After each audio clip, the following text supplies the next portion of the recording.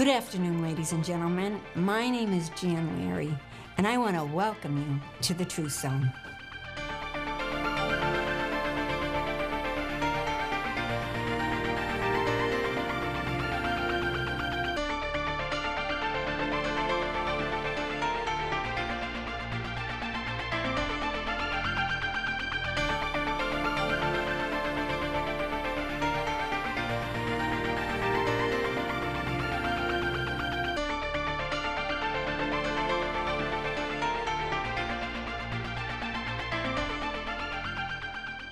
We have some unbelievable guests for you this time. It is really incredible that we have Pastor Ron Lahan and his wife Bobby. And I want to tell you that this couple is like a treasure to our whole fellowship because they actually have a gift of joy. When you think of like the Bible and some of the gifts that God gives you, everybody wants this pastor because wherever he goes, he brings the joy. I wish a lot of psychiatrists, could find out, about this guy, because I'm telling you, there wouldn't be any more patients. But anyway, he's found the secret to Jesus Christ, and God certainly dropped the joy into his heart. And so we want to ask you, Pastor Lahan, your life obviously wasn't always joyful. Tell us about the beginning of your life before you accepted Jesus Christ as your Lord and Savior. Well, it all started, I was raised in a very bizarre family because of my parents' backgrounds. My mom was raised Mormon, and my dad was raised Jehovah's Witness, and they both went through some pretty intense hardships in their religion at that time, and because of that, my mom was actually shunned. My dad was burned, and so he quit. And so to make an impact against their family, my mom became a bartender and my dad became a policeman, both of which you don't do in either of those. And that's where they met. And so I was raised with a torn on two sides, false religions, just mixing our minds up. We didn't know what we wanted to be, where we wanted to go. I liked the Mormons because they play basketball. That was fun. But by and large, because of that, my dad was an abuser. And I remember coming home to my mom. We had actually gone to a little skating rink. And I came home. My mom was sitting in the middle of the living room. And we had old hardwood floors. And I thought what she was doing was cleaning up something she had spilled.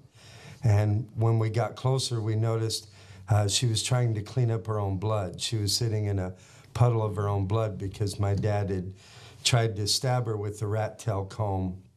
They got in a fight, and she ducked forward, and because of that, it went into her ear. And so from then on, it just went even more bizarre. Got involved in drugs early. Stepfather came in the scene, moved us out of Arizona over to Florida and Louisiana, and then eventually started dealing drugs, and by 17 ended up in East Baton Rouge Parish Prison. We called it college. And so during my years of college, my time in college, I didn't find the Lord then. Nothing happened to me there. I didn't cry out to God. I do remember specifically saying that, God, if you'll get me out of this, I'll serve you. That is absolutely incredible. And Bobby, now Bobby, his wife, is amazing. She has an incredible voice, and everybody in our fellowship loves this girl. And you know what she kind of even sounds like is that woman that everybody loves in the world. I think Adele or something is her name. She has a tremendous voice. But Bobby, obviously, in your own life too, it wasn't all joy from the start. So tell us really what it was that brought you into relationship with Jesus Christ. Well, for me, I was raised in a fairly decent home. My dad was military, and my mom, 2 younger sisters, and we just, our problem in the house was my dad was never home.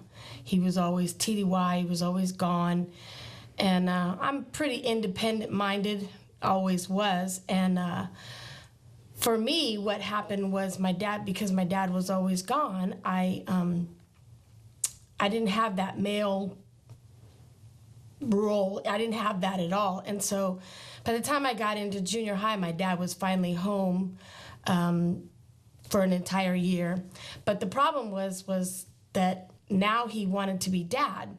And I was like, I don't even know you. So that caused my rebellion to rise really high.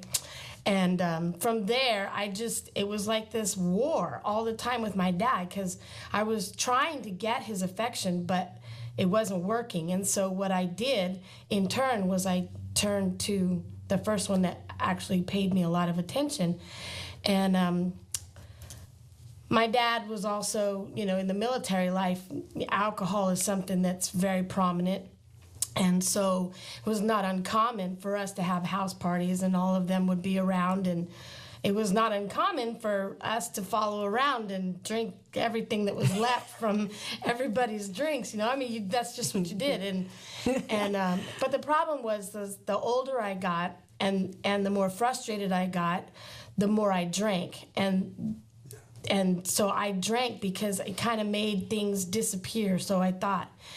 By the time I was 16, I was involved with a man and spent 5 years with him, but it ended up a really, really bad relationship. And so in the midst of all of that, I began drinking more and more and more, because now I'm finding disappointment, not only in my dad, but now in this man who said he loved me, and I'd given everything to him. I'd given all my time. I'd given everything to him.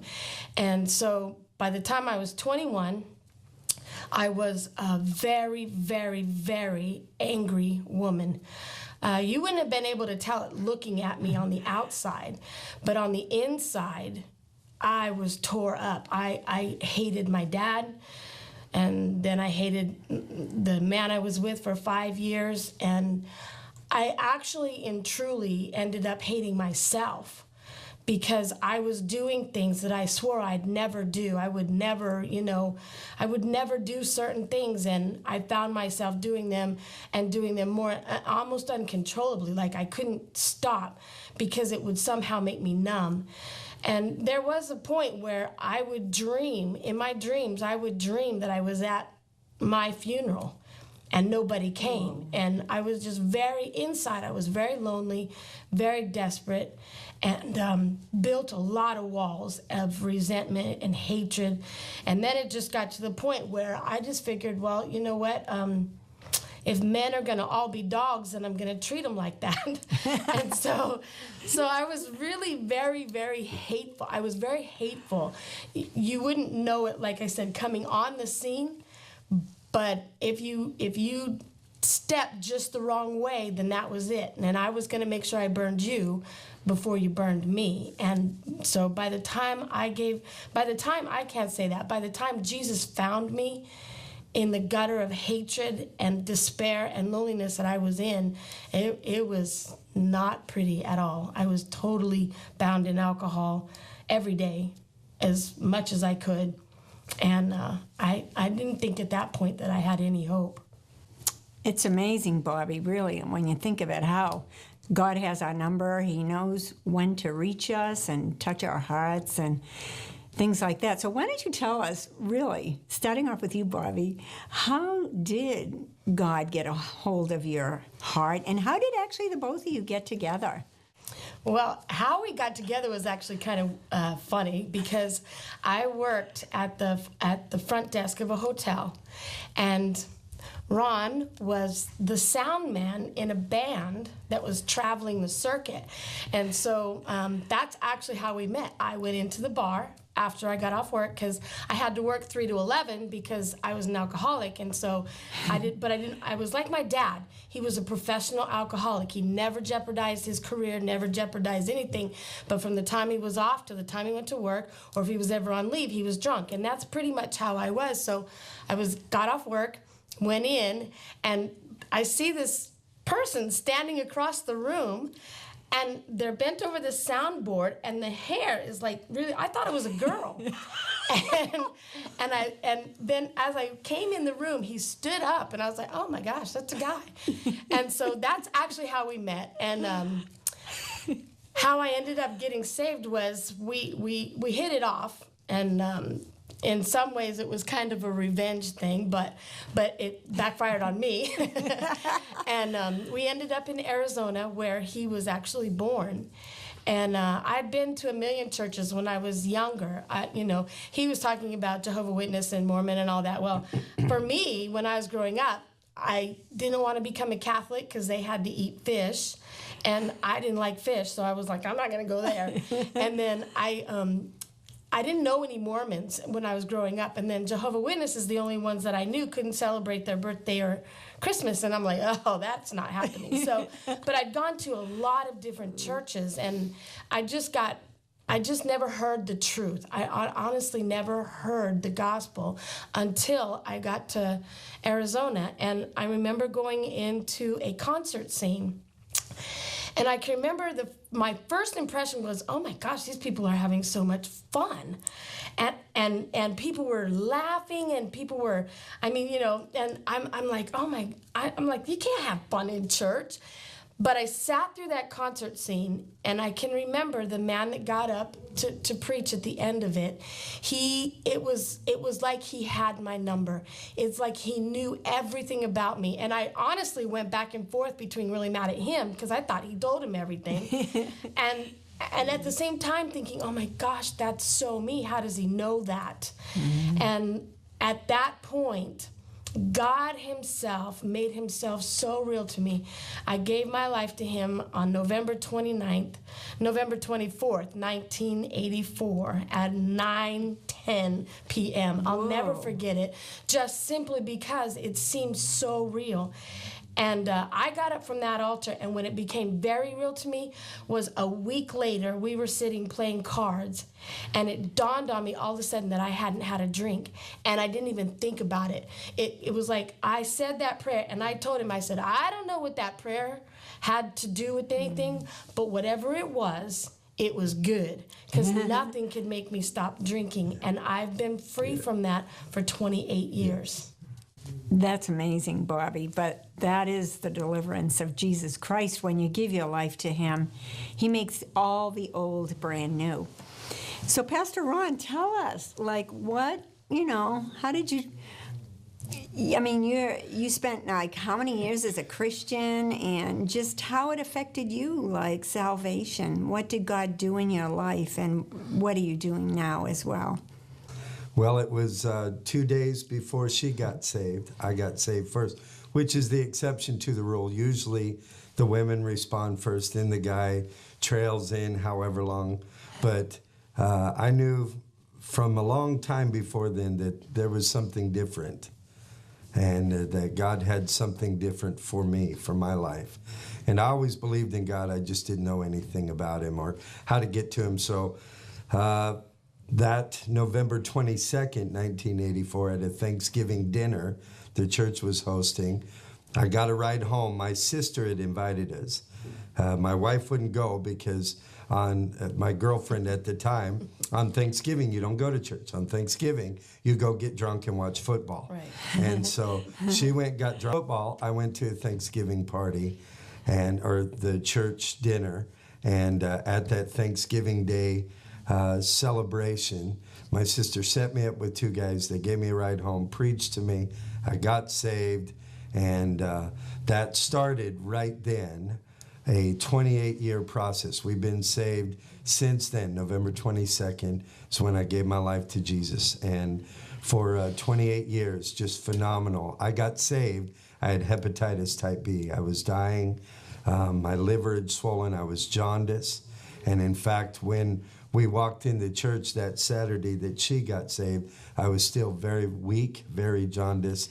And about a week or two after that, Joe Campbell came through, preached a revival, prayed for me. I got completely healed. Wow. And in fact, I'm supposed to be a carrier the rest of my life because it was type B hepatitis. But the American Disease Control made me go to their doctors. I have blood tests and samples of those blood tests still today that prove I'm not a carrier. I was completely healed. That started proof that, in my mind, I didn't really care what my family had told me, the mixed up friends had told me. I think what proved it to me was God took this out of me. Yeah. Nothing could do that. They're telling me, for the rest of your life, you're going to have this. And the rest of my life, according to them, was only 2 weeks. I got healed completely. Wow. God turned me around. And I remember it wasn't long after that, after I found out my healing, I actually went to the doctor, got a blood test, that I answered an altar call. And I said, to this day, I remember who was preaching, but I don't remember what they were preaching. But I do remember going up to the altar because the altar was very important. And for all of us getting saved, that was like our bed, man. We couldn't wait for altar call. So I ran up to that altar, not even responding to the preaching. And I ran up there and they were singing, "Create in me a clean heart." And I was weeping. And I remember I said, God, if you never do another thing in my life except heal me from hepatitis and let me live, because the devil told me, I really feel the devil told me I would not see 1985. I would never live to see that. And had I not got saved November 22nd, 1984, that might have been true. Mm-hmm. But that started a powerful transformation. We were in the local church 10 years. During those 10 years, got involved in bands, went overseas and ministered. We're in the Philippines and Malaysia, preaching Jesus, getting people saved. Unbelievable. Mm-hmm. I'm in Malaysia. I just have to tell this story. I'm in Malaysia. I'm a disciple. I'm a rock and roll drummer that still bounces when he drums. And so I'm bouncing, my hair's bouncing, my clothes are bouncing, and all the Malaysians thought that was just funny. And it was the Philippines. And so all of these Asians thought this was just hilarious, and so they were crazy. This guy's just nuts. Well, then they're praying. It starts raining. Filipinos hate the rain. So they all ran up and crowded this gazebo to where we couldn't breathe. We're all standing side by side. My pastor's standing at the pulpit, and he's telling all the guys in the band, pray for people, pray for people. And so we start spreading out, and he said, they're going to pray for you. Just let these men pray for you. And I'm in a Filipino barong, and I'm like, okay, you want prayer? This girl comes up. And it was two events. One is the girl came up with a goiter. Her neck was even with her chest. And I said, do you want God to heal me? Or heal you? Translated, she said yes. I said, okay, let's do that. Put her hand on it. I told her, put your hand on it. I didn't know, I'm not the evangelist. I'm like, okay, now what do we do? So I just put my hand on top of her hand and I said, leave her right now. And as I said that, her hand just shrunk down and her neck went normal. And the whole place, Filipinos, I didn't know this, but they all bounce up and down. So all around us was this group of people bouncing up and down. And so we have a miracle over here. And now I'm a man of God. Look, anybody come. I'll pray for you. You need prayer? I'll pray. You just name it. I'll pray. Well, this woman comes up carrying a baby that she had never seen his pupils because he was born without muscles around his eyes. He had no optical nerves, nothing. It was a deformity. He had eyeballs, and they were in the sockets. But the only time she had seen his pupils, and she was raised in California, so she spoke English very well. She told me the story, is when they put little suction cups and bring his eyeballs around just to check him. But he couldn't see. There was no optical nerve. Nothing was happening. And so I said, well, you came because you believe God can heal your baby, right? Yes. So I said, put your hand over his eyes. So she put his hand over her little baby's eyes, and we prayed. And next thing you know, I still have the picture in my photo album at home. She takes her hand down off of his eyes, and the baby's staring right at me. Just looking at me. And then he starts, every movement he was following. And she just starts crying. Next thing you know, he's screaming and pulling on his ears and screaming.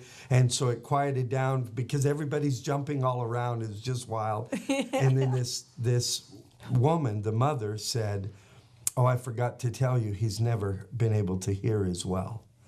And so what was bothering him was the noise. And so God healed that child his eyes. And I'm just a young disciple. That was prayer number 2. Prayer number 1 was when God healed me. Prayer number 2 was, God, I don't care what you want for me. If I can help people, I'll do it. And then from then on, began responding to altar calls about going out to preach. So 10 years finished in Globe in my mother church, and they launched us to the East Coast. Since then, I don't know how many flags are hanging in our church, how many pioneer churches we've ministered in. It's all about giving our lives for other people and seeing them transform, seeing them experience if God can do it for me, he can do it for them. Wow. Pastor Ron and Bobby, I really want to thank you too for your testimony. And you folks out there, seriously consider what Jesus Christ can do in your life.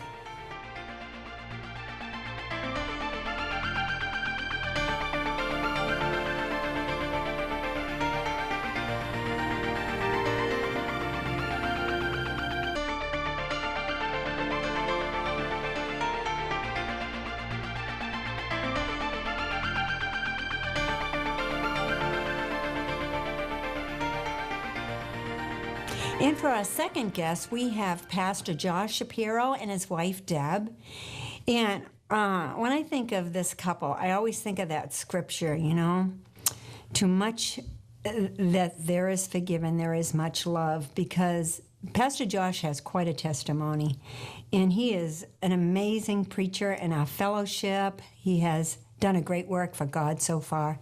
And I really don't want to let all the cats out of the bag here. I want him to tell you all about it. But I wanted to ask you, Pastor Josh, why don't you tell us, what it was like before you were saved, what you were involved in, and really, how did God get a hold of your heart? Growing up was a task in itself for me. There was very little discipline in my life. My parents got divorced when I was young. I basically rebelled and did pretty much whatever I could get myself involved in as far as trouble. Starting with little things like throwing rocks at cars or setting mailboxes on fire or stealing stuff from the local store. And it quickly escalated. At 12 years old, I started smoking marijuana and drinking alcohol. My life went downhill pretty quick. I started to sell drugs and I went really fast down the deep end. I got involved with a lot of older guys that were involved in selling drugs. They basically recruited me. I was a little bit crazy. Nobody will ever tell you that, though, if you ask them about me, I promise. And so that lifestyle it basically destroyed me. I thought that I was something that I wasn't. I lived the music, rap music became very prominent. Ghetto Boys, NWA, this gangster rap mentality lifestyle just was poured out through music and media. I became something that I was not. In a small country town, Harwich, Massachusetts, I became a wannabe gangster is the best way that I could put it, or a wannabe thug. Thought my life was untouchable. Marijuana and alcohol turned to stealing cars. It turned to cocaine, mushrooms, acid. I dropped out of school, got kicked out of school, went back to school, got kicked out again. Just very violent, rebellious individual that had no care for society, no care for the law, no care for myself. Ran away to Florida, lived in Florida, did the same thing there, 16 years old, living in West Palm Beach, Florida, away from home, just getting involved in drugs and alcohol there. And just a disgusting lifestyle. I didn't know it was disgusting at the time, but looking back, it's very shameful, the things that I was involved in and the people that I hurt. Maybe even some of you, and I apologize if I have, or family members of you. Growing up around here, I violated a lot of people through drug dealing, through violence, and I ended up in prison. I've been in prison 4 times. I think I got 6 or 8 felonies on my record. Rap sheet probably as long as I stand. And I needed something different. I was going down a path straight to hell. A lot of my friends got overdosed or murdered. just tragedy after tragedy. And meanwhile, I'm in the middle of it, and I thought, you know what, maybe I'm okay. And you know what, I wasn't okay. I was destroyed. But the forgiveness of Jesus Christ is quite amazing, and that's actually remarkable about how it all got turned around. So tell us, Deb, what about you too? How did it all start with you? Well, my family, we moved here from Brazil when I was 7. And when I was 10, we had to learn the language and everything. Our kids, we picked it up pretty fast, and my mom and dad kind of had a hard time. But when I was 10, my dad was falsely accused, and he ended up going to jail throughout his trial. And they actually released him. I saw him, and he was deported shortly after. And after that, my mother really took a turn for the worse. Up to that point, my life had been pretty stable. Life wasn't always easy in Brazil, but I had good parents. They worked hard. They were always there. We had our issues in our family and things like that, but overall, everything was good. And then after my dad had left, suddenly my mom, she was working 3 jobs. She was raising her 4 kids, and she didn't speak the language, and she was very, very overwhelmed. She had some friends that introduced her to some drugs, and after that, within a month, I would say, our lives was completely a mess. She decided to leave and go to Florida, and things just got bad, like really, really fast. And I just watched that, and I knew what my mother was, and I knew what she became, and I really pitied her and felt sorry for her, but I decided in my heart that I was not going to allow that to happen to my life. And my grandparents were actually Christians, and they would always pray for us. And my grandmother's very faithful in prayer, and she would always pray every day.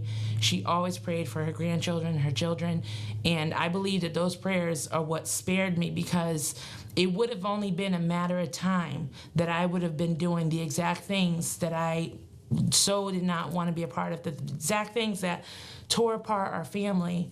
I would have been involved in those things, and I got saved when I was 13. And so God snatched me right out of that just in time. And, in the short 13 years that I lived without Christ, it was just heartbreak after heartbreak after heartbreak.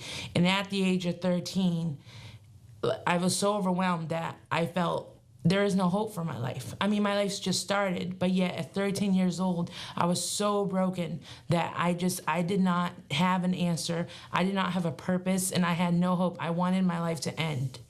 And, that's where I was when Christ came and found me. Now, I know you have a brother, Pastor Claudio, who also is saved and really going for God. But why don't you both tell us, starting off with you, Deb, how did really God get a hold of your life? What happened that made it all turn and, made you actually really want more of Him? Well, I had been diagnosed with kidney failure, and the doctors gave me 3 days to live. And the first time I ever experienced God in my life was, I was in intense pain. I couldn't walk, anything like that. And my brother, he was the first one to rededicate his life to God, and he had gotten saved and brought me to his church. And so they prayed for me, and instantly all the pain was gone. Mm-hmm. I knew that I was healed. I went back to the doctors, and I had it was like nothing had ever been wrong. They couldn't explain it. They didn't understand why.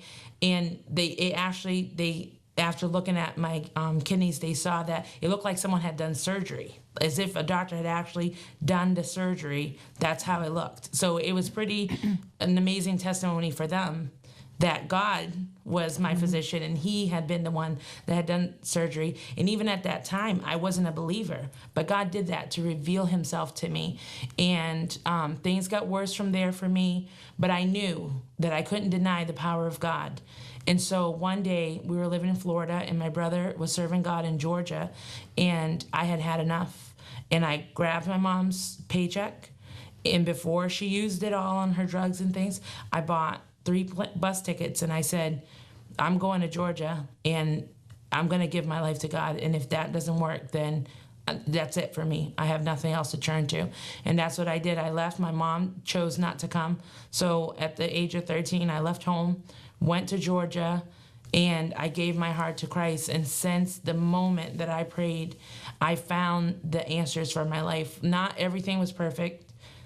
Everything didn't just happen, after that. But inside, I knew my purpose. I knew that I had fulfilled a hole in my life that nothing else could fill. And I had a peace, I had joy, I had a purpose. And even though, there were still struggles, I was complete, and God was very real in my life. And it's been like that ever since. Like, he's amazing. Just can't outdo God, Deb.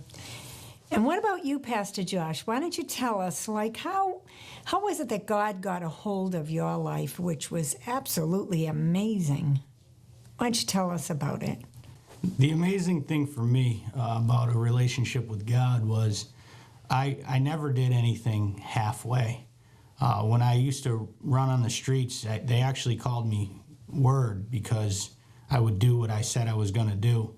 And I ran into some of the brothers from the church at San Diego's, and I was drunk, and they challenged me to come to church, and I agreed. And in the morning when they called, I said, "You got the wrong guy. I'm not going to church." And they said, "Word, you always do what you say. You need to go to church." And I came to church, and God had an evangelist here named Glenn Clark. And one of my biggest issues in life, I think due to the fact that I rebelled from authority, was I clung to negative male influences. And I mean, when I say clung to them, I held those relationships with highest esteem and would do virtually anything for the approval of these men. And when God spoke through Glenn Clark directly into my life, the exact words that if I was willing to serve Pastor Campo or God the same way that I would serve those men, I broke. And I thought of myself about the amount of times that people, told on me, and I went to court because people got me involved in things, and then they said, "Oh, Josh did it." And so I thought, you know what, maybe there's something here. Maybe there is a God, and maybe that God can even touch somebody as lost and broken and hurt and violated as I was. And I said, if that God's real, I'm going to serve him. And I've been serving him ever since. And at first, I didn't know what it was to serve God. I didn't know how to pray. I didn't know how to speak to God. I remember specifically, trying to fight through conversations with God in heaven and folks saying, "Oh, we need to pray." And I'm looking like, what's pray? I don't know what pray is, but just something kept drawing me. Individuals within the church kept calling me and encouraging me to come out. And Pastor Campo would be there day in and day out, and just watching his example, I got hooked. Just like I got hooked to running with these men on the street. I got hooked on these men that had a vision for God and what God could do. And I got delivered from drugs, crack cocaine and heroin and alcohol. I got delivered from perversion and sleeping around. I broke up with girlfriends and said it's not going to happen anymore. And I actually got a job, for one of the first times in my life. Mm-hmm. And you know what? The amazing power of God to take an individual as broken and lost, as terrified as I was, and to take that, high school dropout, ninth grade dropout with no job skills or ability, and start to be able to create an individual that actually could put sentences together and could wake up in the morning and go to a job and do the things that need to happen. It's impossible unless if it's God. And so I didn't have a choice when God touched my life, because I was so drawn by the power of God. I was so drawn by that change, that spiritual change within me. I was so drawn by the fact that something so useless as I was could be wanted to be used by something as powerful as God.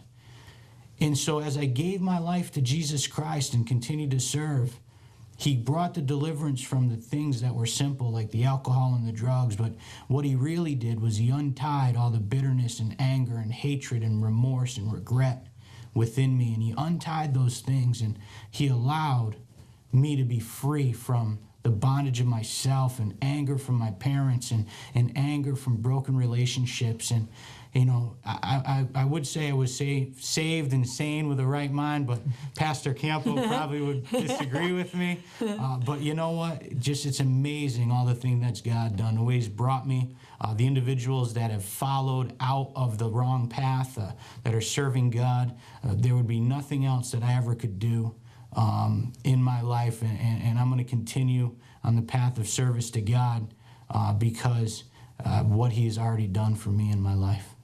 Whoa, Pastor Josh and Deb, this is absolutely amazing. Honestly, what God can do in your life, it's incredible. So why don't you tell us, really, what's going on down there in Orlando, Florida? Tell us what God's doing in your life now. It's been pretty awesome going to Orlando. I definitely have a desire to do something more for God.